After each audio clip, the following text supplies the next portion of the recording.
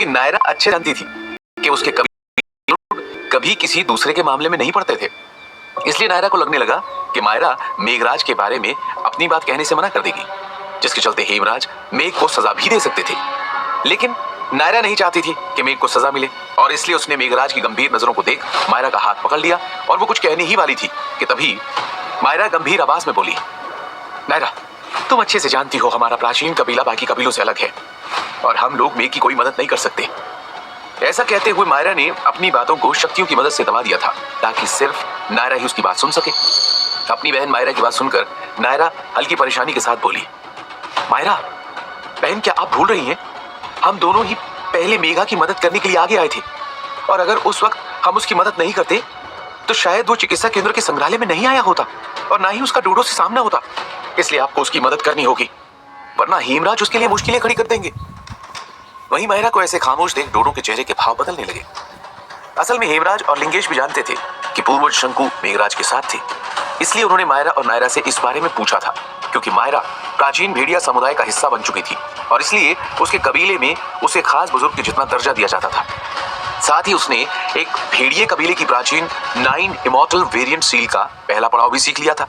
वो सभी जानते थे कि मायरा अब तक की सबसे कम उम्र की नश्वर रैंक योद्धा है, और अगर वो इसी तरह शक्तियों के पड़ाव को पार करती रही तो उसे सुप्रीम रैंक हासिल करने में बहुत कम वक्त लगेगा। मायरा के सुप्रीम बनने के साथ ही जहरीली घाटी में भेड़िया कबीला फिर से ताकतवर हो जाएगा।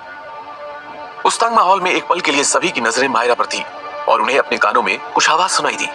हेमराज, मैं देवांतक से सहमत हूं, उसने जो भी कहा सच कहा, इसमें मेघराज की कोई गलती नहीं थी।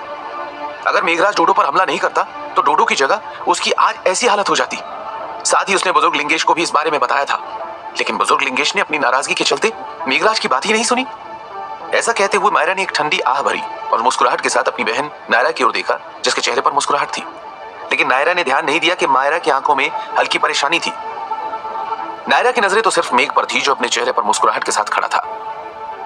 मायरा को मेघराज का साथ देते देख लिंगेश के चेहरे पर नाराजगी बढ़ गई और वो गंभीर आवाज में बोले, हेमराज, मैं मानता हूं डोडो ने गलती की, लेकिन क्या उस गलती की सजा कुछ ज्यादा नहीं है? मेघराज नाम के इस लड़के ने तो उसका हाथ ही तोड़ डाला। आपको नहीं लगता ऐसा करके इस लड़के ने यह साफ जाहिर कर दिया है कि वो नहीं चाहता कि डोडो इस मुकाबले को जीते? लिंगेश की बात और उनके पीछे के मतलब को समझकर विद्युत अपने चेहरे पर गंभीर भाव के साथ मन में उनको कोसने के सिवा कुछ नहीं कर पाया, क्योंकि विद्युत जानता था कि वो अपनी अच्छी किस्मत की वजह से ही पिछली बार नश्वर सम्राट रैंक मॉस्क्यू कबीले के बुजुर्ग से मुकाबला जीत पाया था। अगर उस वक्त उसका सामना लिंगेश जैसे किसी बुजुर्ग से हुआ होता तो शायद वो पहले हमले में ही मारा जाता या गंभीर तौर पर जख्मी हो जाता। इसीलिए अंदर ही अंदर विद्युत खुश भी था कि तभी उसे हेमराज की आवाज सुनाई दी, मेघराज, तुम जा सकते हो, लेकिन एक बात याद रखना, इस बार तो मैं तुम्हें कोई सजा नहीं दे रहा हूँ, लेकिन अगर तुम इसी तरह की मुश्किलें खड़ी करते रहे तो शायद मुझे तुम्हें सजा देने की जरूरत भी नहीं पड़ेगी, क्योंकि तुम खुद किसी बड़ी मुसीबत में फंस जाओगे। इसके बाद वो विद्युत की तरफ गंभीर भाव से देखते हुए आगे बोले, याद रखना, कभी कभी मुकाबला न करके भी मुकाबले को जीता जा सकता है और उसके लिए तजुर्बे की जरूरत होती है, और मुझे लगता है कि तुम्हारे पास अभी तजुर्बे की बेहद कमी है। ऐसा कहते हुए हेमराज ने जमीन पर घायल अवस्था में मौजूद डोडो को नाराजगी से देखा और उसके साथ खड़े महाशक्ति रैंक गार्ड को उसे अपने साथ लाने को कहा। हेमराज की बात सुनकर विद्युत उनका हाथ जोड़कर शुक्रिया अदा करते हुए बोला, बुजुर्ग हेमराज, मैं आगे से इस बात का ध्यान रखूंगा, आपकी सीख के लिए शुक्रिया। विद्युत जानता था कि हेमराज एक ताकतवर नश्वर सम्राट रैंक योद्धा होने के साथ साथ एक तजुर्बेदार बुजुर्ग योद्धा भी है, इसलिए वो उनकी बात को नजरअंदाज नहीं कर सकता था।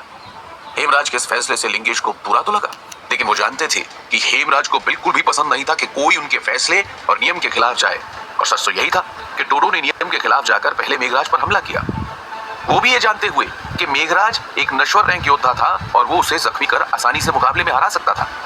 इसलिए लिंगेश ने डोडो की ओर अपनी नाराजगी भरी नजरें की और गुस्से से मेघराज को घूरते हुए